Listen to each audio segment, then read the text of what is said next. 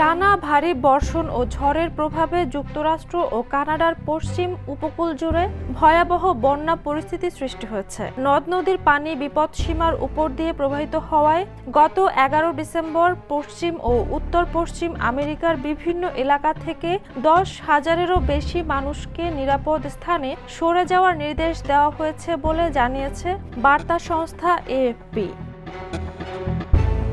যুক্তরাষ্ট্রের ওয়াশিংটন অঙ্গরাজ্য ও কানাডার ব্রিটিশ কলম্বিয়া কয়েকদিন ধরেই প্রবল বৃষ্টি ও ঝড়ের কবলে। সিয়াটল ও টাকুমার দক্ষিণাঞ্চলের বাসিন্দাদের ঘরবাড়ি ছাড়তে বলা হয়েছে। আকাশ থেকে নেওয়া ফুটেজে দেখা গেছে বিস্তীর্ণ কৃষিজমি পানিতে তলিয়ে গেছে এবং অনেক এলাকায় নদীর পানি বসতবাড়ির একেবারে কাছাকাছি চলে এসেছে।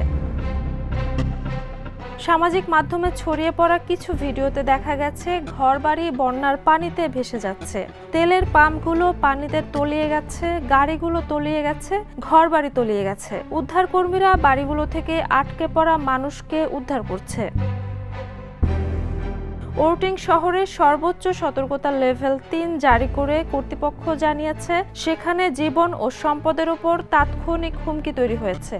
ফলে জরুরি ভিত্তিতে এলাকা ছাড়ার আইনগত নির্দেশ দেওয়া হয়েছে এবং সাধারণ মানুষের প্রবেশ নিষিদ্ধ করা হয়েছে।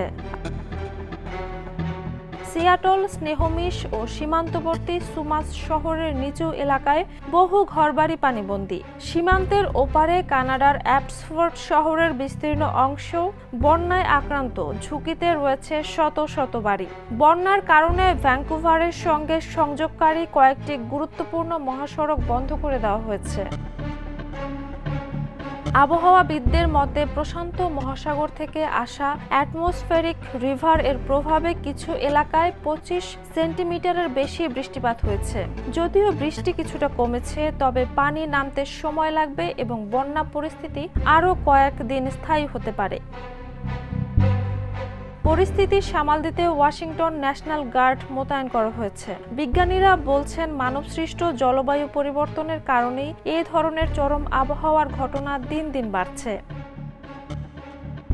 Jhuma Mridha, the news.